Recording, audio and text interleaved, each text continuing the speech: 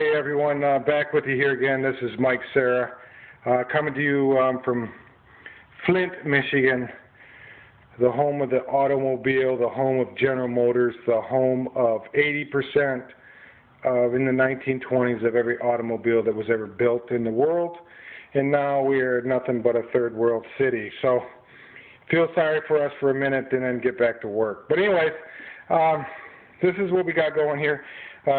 My battery was going to die on the last video. Like I told you earlier, these clay balls, don't give the manufacturer the time of day. They're junk. Just go get some 6 AA rocks. You can even buy you don't have a truck or a vehicle to haul it in, just get some 5-gallon buckets and run up there. But this system, you can build something as cheap as this from salvage material.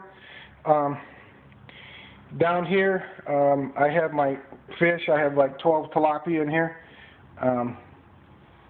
The water, as you can see, is relatively clear. I have some fish waste at the bottom, and you can see at the bottom there, I have the whole drainage hole for all the waste. The fish seem to tend to move that around certain times of the day, and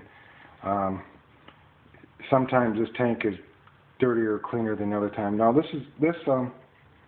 want to explain something to you about this tank. This is actually a laundry basket. You can see one of the tilapia is trying to get into his 4-inch deal. He's floating around down there. And I got spiders. Like I told you in the last video, I just can't seem to get rid of these guys.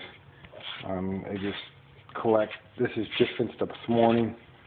But anyways, this is a laundry basket, and I got these guys, these fingerlings, back in mid-February. It's crazy. Some of these fish are quite large, and other ones, they don't seem to have grown at all, you know what I mean? As you can see, watching some of the fish waste go down into the drainage. There's some duckweed on the top, like I was telling you in the last video. I'm growing my own duckweed, so I threw some in there, and they seem to eat it quite well. You can see the waste when the fish get around. It goes right down in that, right down in the drainage hole. And like I said before, I don't use a swirl filter. I like everything to go back in my bed. And I told you on my other system, you can see I have roots in here from some of the things. But if I dig around here enough,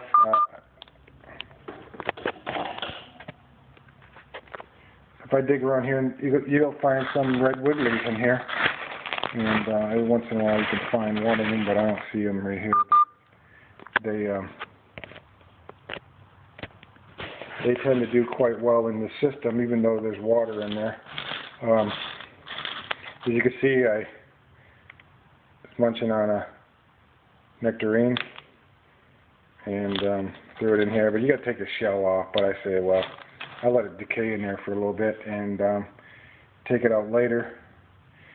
So anyways, I have my bell siphon. You can see I put some aluminum coil strips around it to keep all the rocks, and you see how that worked out. It didn't work out too well, so I didn't mess with that.